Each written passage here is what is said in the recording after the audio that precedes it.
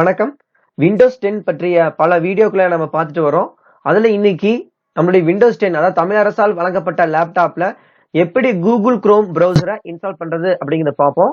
அதுக்கு முன்னாடி உங்களுடைய லேப்டாப் நெட் கனெக்ஷன் இருக்கா அப்படின்னு செக் பண்ணிக்கோங்க. ஸோ மொபைல் ஹாட்ஸ்பாட் ஆன் பண்ணி உங்களுடைய லேப்டாப்பை வந்து நெட் கனெக்ஷனோட கனெக்ட் பண்ணிக்கோங்க. சரி, அதுக்கப்புறம் உங்களுடைய டெஸ்க்டாப்ல இருக்கிற மைக்ரோசாஃப்ட் எட்ஜ் அப்படிங்கிற ஒரு பிரவுசரை வந்து ஓபன் பண்ணிக்கோங்க. அதுல சர்ச் பாக்ஸ்ல கூகுள் குரோம் அப்படிங்கிற மாதிரி டைப் பண்ணுங்க.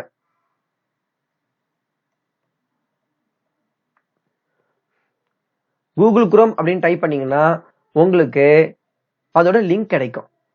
இங்க பாருங்க, Google chrome download chrome today இருக்கு. இந்த லிங்கை நீங்க கிளிக் பண்ணுங்க. ஸோ கிளிக் பண்ண உடனே உங்களுக்கு டவுன்லோட் ஆப்ஷன் கிடைச்சிடும். ஸோ பாருங்க, டவுன்லோட் குரோம் இருக்குது. இங்க விண்டோஸ் 10 64 பிட் தமிழ் அரசால் வழங்கப்பட்ட லேப்டாப்கள் விண்டோஸ் 10ஐயும் 64 பிட்டையும் கொண்டுதான் இருக்கும். ஸோ இது நம்மளுக்கு சப்போர்ட் பண்ணும். இதை நம்ம டவுன்லோட் பண்ணலாம். ஸோ டவுன்லோட் பண்றதுக்கு அது மேல வச்சு, அதாவது கர்சரை கொண்டு போனீங்கன்னாவே கை மாதிரி சிம்பிள் மாறிடும். அதை வச்சு நீங்க கிளிக் பண்ணீங்கன்னாவே உங்களுக்கு அது டவுன்லோட் ஆயிரும். இங்க பாருங்க, ரன் சேவ் கேன்சல் அப்படின்னு கேட்குது. இதை நம்ம சேவ் அப்படிங்கிற ஆப்ஷனை நீங்க கிளிக் பண்ணுங்க. கிளிக் பண்ண பிறகு சேவ் பண்ண பிறகு நான் உங்களுக்கு தனியா ஒரு ஃபோல்டரா காமிக்குதுவா அப்படின்னு கேட்குது. நீங்க ஓகே அப்படின்னு கொடுத்துடலாம்.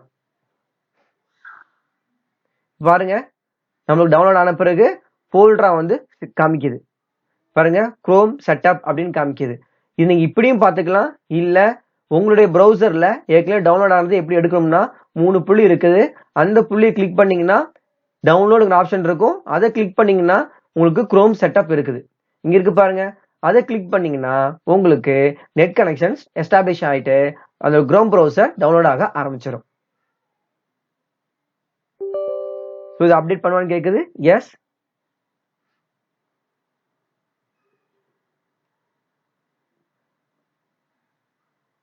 இப்போ நெட் கனெக்ஷன் ஸ்டார்ட் ஆகுது. நெட் கனெக்ஷன் ஆயிட்டு டவுன்லோடிங் ஆயிட்டு இன்ஸ்டாலேஷன் ப்ராசஸ் ஸ்டார்ட் ஆயிடும். ஸோ வெயிட் இன்ஸ்டால் வருது. இப்போ இன்ஸ்டாலிங் ஆயிட்டு இருக்குது.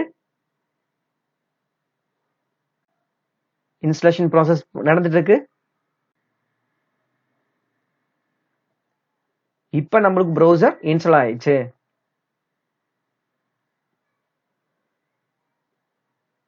இங்க பாருங்க, நான் இதை க்ளோஸ் பண்ணி காமிக்கிறேன். கூகுள் குரோம் ப்ரௌசர் ஓபன் ஆயிடுச்சு. இப்போ வந்து யூஸ் பண்றதுக்கு ரெடி ஆயிடுச்சு. மேக்ஸிமைஸ் பண்ணிக்கலாம். ஸோ வெல்கம் டு குரோம் அப்படின்னு காமிக்குது. கெட் ஸ்டார்டட் அப்படின்னு கொடுத்துக்கோங்க. இதெல்லாம் வந்து வேண்டாம், நம்மளுக்கு ஸ்கிப் பண்ணிக்கலாம். இதில் டிஃபால்ட் கொடுத்து நெக்ஸ்ட் கொடுத்துக்கோங்க. ஸ்கிப் கொடுத்துக்கோங்க.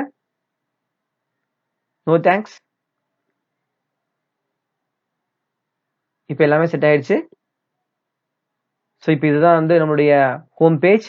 இந்த ஹோம் பேஜ்ல இனி இது என்னென்ன ஆப்ஷன் இருக்குன்னு நம்ம பார்ப்போம். ஸோ நம்ம ப்ரௌசர்ல மேல 3 டாட்ஸ் கொடுத்துருக்காங்க. அந்த டாட் கிளிக் பண்ணீங்கன்னா நியூ டேப் அப்படின்னு இருக்கு. ஸோ நியூ டேப்னா என்னது? ஸோ இப்போ நம்ம பார்த்துருக்குது ஒரு டேப். இது பக்கத்தில் ஒரு டேப் ஓப்பன் பண்ணோம்னா பிளஸ் சிம்பிள் கொடுத்தீங்கன்னா இன்னொரு டேப் ஓப்பன் ஆயிரும். ஸோ இங்க ஒரு டேப் இருக்கு, இங்க ஒரு டேப் இருக்கு. நம்ம இங்கேயும் ப்ரௌஸ் பண்ணிக்கலாம், இங்கேயும் ப்ரௌஸ் பண்ணி பார்த்துக்கலாம். அதே மாதிரி இன்னொரு ஒரு புதிய டேப் ஓப்பன் பண்றதுக்கு இந்த வழியும் நீங்க பயன்படுத்தலாம். நியூ டேப் கிளிக் பண்ணீங்கன்னா இன்னொரு டேப் ஓப்பன் ஆயிருது. அடுத்தது நியூ விண்டோ.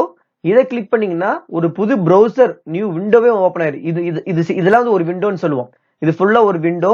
நியூ விண்டோ கொடுத்தீங்கன்னா உங்களுக்கு புதுசா வந்து கூகுள்ல ப்ரௌசர்ல வந்து ஓப்பன் பண்றதுக்கு ஒரு புது விண்டோவே வந்து கிடைச்சிரும். அதுக்கப்புறம் நியூ இன்காக்னிட்டோ விண்டோ அப்படின்னு இருக்கு.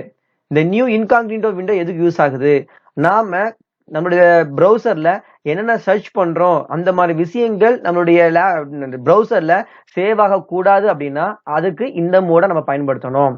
நம்ம எந்த வெப்சைட் போறோம், என்ன பாக்குறோம் அப்படிங்கிற விஷயங்கள் நம்மளுடைய ப்ரௌசர்ல, அதாவது ஹிஸ்டரியில சேவ் ஆகாம இருக்கணும்னா அதுக்கு நம்ம இதைத்தான் பயன்படுத்தணும். ஆனா நம்மளுடைய நெட்வொர்க், நம்மளுக்கு இன்டர்நெட் கொடுக்குற கம்பெனிக்காரங்க கண்டிப்பா அதை பார்த்துட்டு தான் இருப்பாங்க. ஸோ மறுபடியும் இந்த 3 புள்ளி கிளிக் பண்ணுங்க. அதுல ஹிஸ்டரின்னு இருக்கு. நான் ஏற்கனவே சொன்ன மாதிரி நீங்க உங்களுடைய ப்ரௌசர்ல என்னென்ன பாத்தீங்க, நேத்து போன மாசம் என்னென்ன பாத்தீங்க அப்படிங்கிற எல்லா விஷயமும் இந்த ஹிஸ்டரிங்கிறதுல வந்து சேவ் ஆயிருக்கும். அடுத்து டவுன்லோட்ஸ். நீங்க ப்ரௌசர் வழியாக டவுன்லோட் பண்ணக்கூடிய அனைத்து விஷயங்களும் இங்க வந்து தான் ஸ்டோர் ஆயிருக்கும். ஸோ ஒரு படமா இருக்கட்டும், இல்ல ஒரு ஆப்பா இருக்கட்டும், எதா இருந்தாலும் சரி, நீங்க டவுன்லோட் பண்ணக்கூடிய எல்லா விஷயங்களும் இங்க வந்து தான் இருக்கும். இதை நீங்க ஈஸியா வந்து அக்சஸ் பண்ணிக்கலாம். அடுத்தது ஜூம் இருக்கு, அதாவது பேஜை வந்து ஜூம் பண்றதுக்கு, நம்ம பார்த்துட்டு இருக்கிற பேஜை ஜூம் பண்றதுக்கு பிளஸ் மைனஸ் சிம்பிள், ரெடியூஸ் பண்றதுக்கு மைனஸ் சிம்பிள், ஜூம் பண்றதுக்கு பிளஸ் சிம்பிள். இது அமுத்துனீங்கன்னா உங்க விண்டோ ஃபுல் ஸ்கிரீனுக்கும் தெரியும், உங்க ப்ரௌசர் விண்டோ ஃபுல் ஸ்கிரீனுக்கு தெரியும். அதுக்கு தான் இது கொடுத்துருக்காங்க. நம்ம இதை க்ளோஸ் பண்ணிக்குவோம்.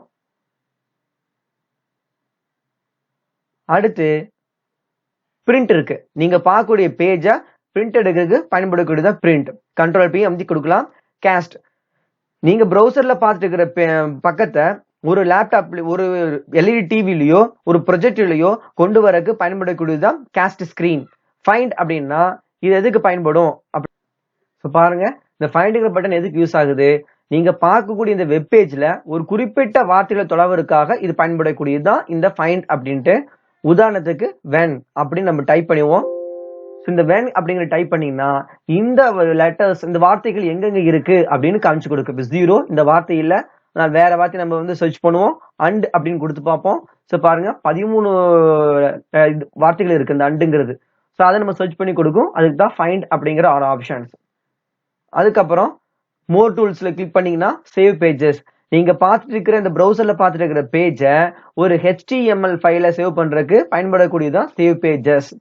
எடிட் கட் காப்பி, உதாரணத்துக்கு ஒரு குறிப்பிட்ட பாகத்தை வந்து ஒரு லெட்டர்ஸ் வந்து சூஸ் பண்றேன், ஒரு வார்த்தைகளை சூஸ் பண்றேன், ஒரு லைனை சூஸ் பண்றதுக்கு நம்ம என்ன பண்ணணும்?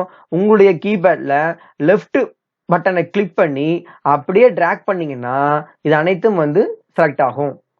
இப்போ நான் என்ன பண்ணுதேன், ரைட் பட்டன் அமுத்துனீங்கன்னா உங்களுக்கு காப்பின்னு ஒரு ஆப்ஷன் இருக்குது.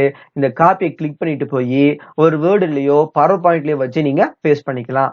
அப்படி இல்லை அப்படின்னா இந்த 3 புள்ளி கிளிக் பண்ணி இங்க இருக்கு பாருங்க கட் காப்பி. ஸோ இதுல காப்பி கொடுத்து அங்க நீங்க போய் பேஸ்ட் பண்ணிக்கலாம். ஸோ இந்த எல்லா ஆப்ஷனும் இதுல ப்ரௌசர்ல இருக்கு. எக்ஸிட் கொடுத்தீங்கன்னா இந்த அப்ளிகேஷன் க்ளோஸ் பண்ணிட்டு அது அப்படி கம்ப்ளீட்டா வெளியே வந்துடும். ஸோ இந்த வீடியோ உங்களுக்கு மிகவும் பயனுள்ளதா இருக்குன்னு நினைக்கிறேன். ஸோ இந்த வீடியோ பிடிச்சிருந்தா மறக்காம சப்ஸ்கிரைப் பண்ணுங்க, ஷேர் பண்ணுங்க, லைக் பண்ணுங்க. தேங்க்யூ.